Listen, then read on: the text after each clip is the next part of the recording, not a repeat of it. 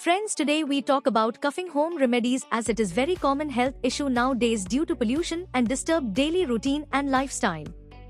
In Ayurveda calls it kasa and not all coughs are the same. If you suffer by dry cough then it's due to vata dosha. In this you can chew licorice, muleti, or have warm ghee with honey work.